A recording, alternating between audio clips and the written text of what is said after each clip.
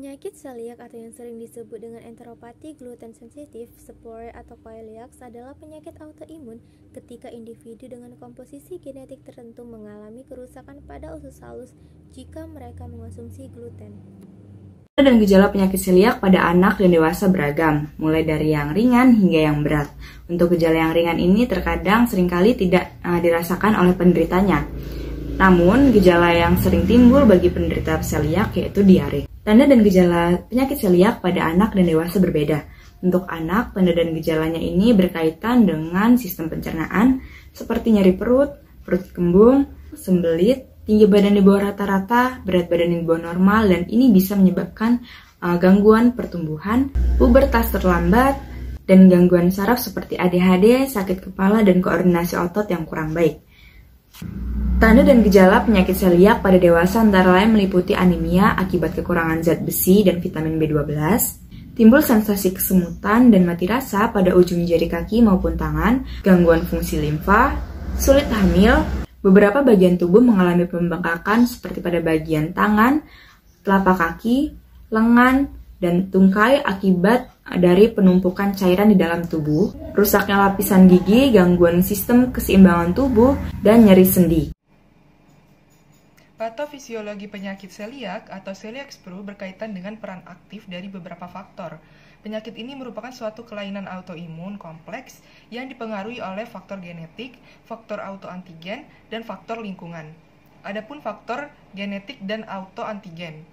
Penyakit celiak ini merupakan penyakit multifaktorial dengan pengaruh herediter yang kuat.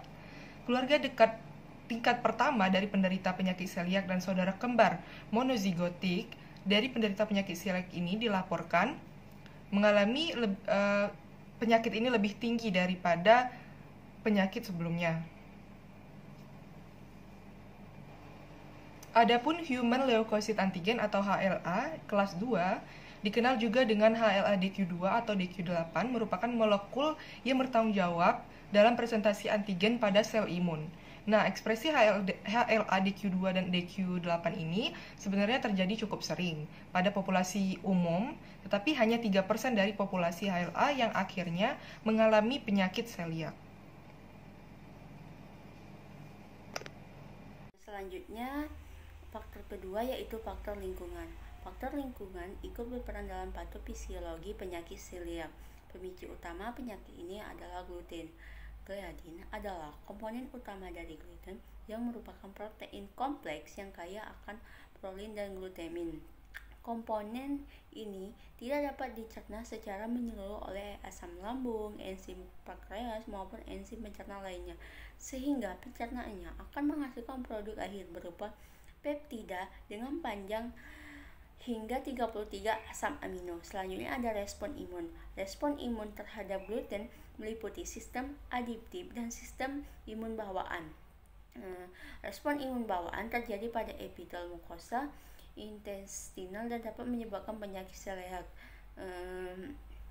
Sedangkan hal ini dapat menyebabkan diferensiasi limfosit interepithelial menjadi sel T yang kemudian akan mengekspresikan penandaan sel natural killer yang bisa merusak mukosa intestinal. Kapsul endoskopi. Kapsul endoskopi merupakan metode alternatif dari penyakit celiak dan juga identifikasi komplikasinya. Kapsul endoskopi lebih akurat penggunaannya jika dibandingkan dengan endoskopi konvensional karena mampu melihat distribusi acak dari penyakit celiak dan juga longitudinal ke mukosa. Adapun diagnosis tes selanjutnya adalah biopsi usus halus dan juga histopatologi. Kombinasi abnormalitas filus yang terlihat pada biopsi usus halus dengan uji serologi positif itu merupakan diagnosis standar dari penyakit celiak. Perubahan histopatologi pada penyakit celiak dianggap khas, tetapi bukan patognomonik.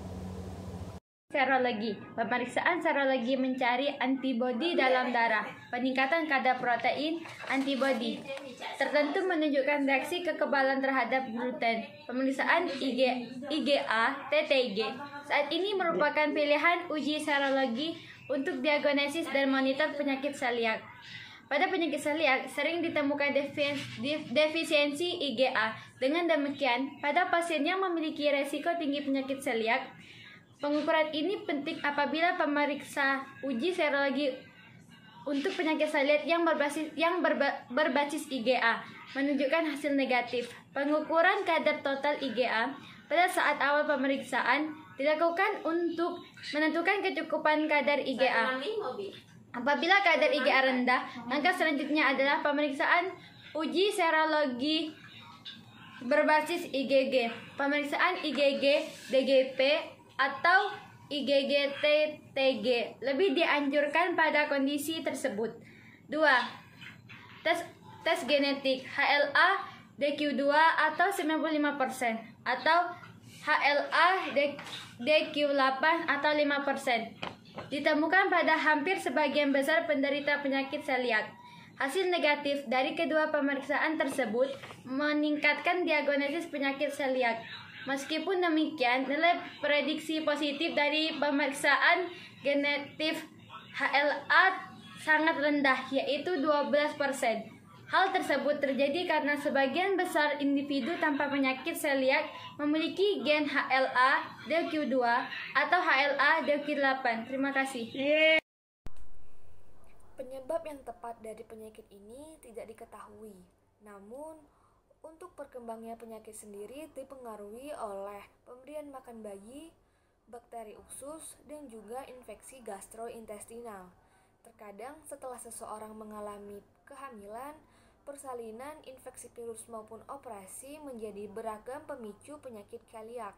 Stres dan berlebihan pun dapat menjadi penyebab penyakit ini. Selain itu, beberapa variasi gen tampaknya menjadi penyebab dari penyakit celiak ini juga. Karena penyakit celiak ini merupakan jenis penyakit yang genetik yang bersifat turun-menurun, maka dari itu faktor lainnya juga dipengaruhi oleh faktor genetik. Di sini saya akan menjelaskan tentang etiologi penyakit celiak, di mana etiologi penyakit celiak ini merupakan perpaduan antara faktor genetik dengan faktor lingkungan. Penyakit ini disebabkan oleh respon imun yang abnormal terhadap gluten pada makanan, yang kemudian menimbulkan inflamasi dan kerusakan pada mukrosa usus halus. Gluten merupakan komponen protein yang dapat kita temukan pada gandum. Ketika seseorang yang menderita penyakit celiak mengkonsumsi gluten, maka tubuh akan meningkatkan respon imun yang menyerang pada usus kecil. Serangan-serangan ini akan menyebabkan kerusakan pada villi dengan proyeksi kecil, seperti jaringan lapisan yang melapisi usus kecil yang berfungsi untuk menyerap nutrisi. Ketika villi ini rusak, maka nutrisi tidak dapat diserap dengan baik oleh tubuh. Faktor risiko yang umum dilaporkan adalah paparan gluten, di mana ada sebuah hipotesis menyatakan bahwa anak-anak dengan riwayat keluarga penyakit celiak, paparan glutennya perlu ditunda, hingga saluran cerna dan respon imun mengalami maturasi sempurna. Akan tetapi, studi Aronson et al. Menyatakan bahwa usia konsumsi gluten untuk pertama kali bukan merupakan faktor risiko penyakit celiak. Pengobatan penyakit celiak. Cara utama dalam mengatasi penyakit celiak adalah dengan menghindari makanan atau bahan apapun yang mengandung gluten. Selain pada makanan, gluten juga terdapat pada obat-obatan dan vitamin. Cara ini harus dilakukan seumur hidup guna mencegah terjadinya komplikasi. Dengan diet bebas gluten, pasien akan terhindar dari kerusakan dinding usus dan gejala terkait pencernaan, seperti diare dan nyeri perut. Beberapa makanan alami bebas gluten yang dapat dikonsumsi adalah nasi, daging, ikan, kentang, buah-buahan, sayuran, dan susu. Selain diet bebas gluten, terapi tambahan juga dapat diperlukan untuk mengatasi gejala dan mencegah komplikasi. Terapi tersebut antara lain vaksinasi. Pada beberapa kasus, penyakit celiak dapat mengganggu kinerja limpa, sehingga pasien rentan terserang infeksi. Oleh sebab itu, pasien membutuhkan vaksinasi tambahan untuk mencegah infeksi, seperti vaksin influenza, vaksin Haemophilus influenza tipe B, vaksin meningitis C, dan vaksin pneumococcus. Yang kedua yaitu suplemen vitamin dan mineral. Jika pasien dinilai mengalami anemia dan malnutrisi, Jika pola makan pasien belum bisa menjamin kecukupan gizinya, dokter akan memberikan suplemen agar pasien mendapat semua nutrisi yang dibutuhkan oleh tubuh. Suplemen yang dapat diberikan oleh dokter antara lain asam folat, tembaga, vitamin B12, vitamin D, vitamin K, zat besi, dan zinc. Yang ketiga yaitu kortikosteroid. Dokter akan meresepkan kortikosteroid pada pasien yang ususnya sudah rusak parah. Selain untuk mengatur peradangan, kortikosteroid juga berguna untuk meredakan gejala selama proses penyembuhan usus. Yang keempat yaitu dapsone. Dapsone diberikan pada pasien penyakit celiak yang mengalami gejala dermatitis herpetiformis. Obat ini berfungsi untuk mempercepat proses penyembuhan, tetapi mungkin butuh waktu sampai 2 tahun agar gejala dermatitis herpetiformis dapat terkontrol. Pengobatan celiak. Sejumlah pengobatan penyakit celiak yang direkomendasikan oleh dokter diantaranya: yang pertama, minum obat. Tidak hanya menjalani diet, dokter juga akan meresepkan obat-obatan tertentu untuk meredakan gejala yang dialami, seperti obat untuk radang usus yaitu azathioprine atau budesonide, obat dermatitis herpetiformis yaitu Dapsone, suplemen dan vitamin untuk mencegah kekurangan nutrisi. Yang kedua, rutin berkonsultasi dengan dokter. Rutin berkonsultasi dengan dokter adalah bagian dari pengobatan penyakit celiak yang perlu dilakukan. Hal ini dikarenakan dokter perlu memantau respon sistem imun dengan tes darah. Bagi kebanyakan orang dengan celiac disease, diet bebas gluten dapat membantu memulihkan usus kecil. Bila anak-anak membutuhkan waktu 3-6 bulan untuk pulih, orang dewasa memakan waktu beberapa tahun agar ususnya tidak meradang. Pengobatan penyakit celiak di rumah. Di samping mendapatkan perawatan dari dokter, diperlukan juga untuk mengubah gaya hidup agar bisa menjalani aktivitas harian tanpa diganggu oleh penyakit ini, seperti mengonsultasikan dengan ahli diet atau ahli gizi untuk merencanakan diet gluten free, menjalani diet bebas gluten agar kondisi kesehatan membaik, menghubungi dokter bila gejala tidak membaik dalam 3 minggu setelah menjalani diet, memeriksakan diri ke dokter jika demam meningkat, bergabung dengan support group bila Anda tertarik mempelajari penyakit ini. Cara utama dalam mengatasi penyakit celiak. Penyakit celiak adalah dengan menghindari makanan atau bahan apapun yang mengandung gluten. Selain pada makanan gluten, juga terdapat pada obat-obatan, vitamin, bahkan lipstik. Cara ini harus dilakukan seumur hidup, guna mencegah terjadinya komplikasi pada pencegahan penyakit celiak. Penyakit celiak tidak dapat dicegah, namun kemunculan gejalanya dapat dicegah dengan menghindari makanan yang mengandung gluten, seperti roti, biskuit, gandum, kue pie, kue, pasta, dan sereal. Dan sedangkan menurut Dr. Stefano Guandalini dari rumah sakit, mengatakan bahwa seorang anak memiliki 50% kemungkinan terkena penyakit celiak jika salah satu atau kedua orang tua memiliki gen yang terkait dengan penyakit tersebut. Namun ibu dapat mengurangi risiko anak mereka untuk penyakit celiak dengan cara saat hamil tetap jalani diet bebas gluten yang ketat. Seorang wanita hamil dengan penyakit celiak dianjurkan untuk tetap konsisten dalam mengikuti diet bebas gluten. Seperti yang pertama, melakukan tes genetik untuk bayi yang baru lahir. Dapat diperiksa apakah membawa gen yang terkait dengan penyakit celiak oleh dokter. Jika hasilnya positif, tes darah antibodi harus dilakukan setelah anak berusia 3 tahun dan setiap 2 hingga 3 tahun setelahnya, berguna untuk menentukan apakah penyakit telah menjadi aktif pada anak. Kedua, menyusui bayi setidaknya 6 bulan berdasarkan penelitian keterlambatan gejala antara bayi dengan resiko penyakit celiak yang disusui minimal 6 bulan. Itu bisa saja terjadi.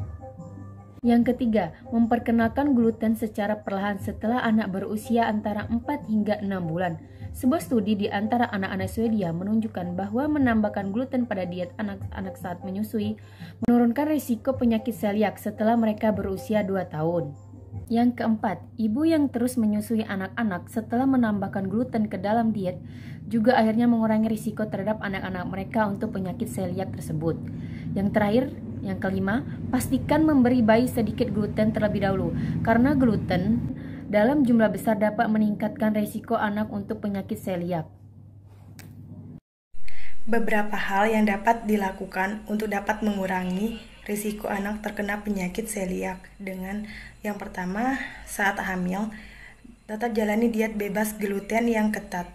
Yang kedua, melakukan tes genetik untuk bayi. Yang ketiga, menyusui bayi setidaknya 6 bulan. Yang keempat, memperkenalkan gluten secara perlahan setelah anak berusia antara 4 hingga 6 bulan. Yang kelima, ibu yang terus menyusui anak-anak setelah menambahkan gluten ke dalam diet juga akhirnya mengurangi resiko anak-anak untuk penyakit celiak. Yang keenam, pastikan memberi bayi sedikit gluten terlebih dahulu, karena gluten dalam jumlah besar dapat meningkatkan risiko anak untuk penyakit celiak.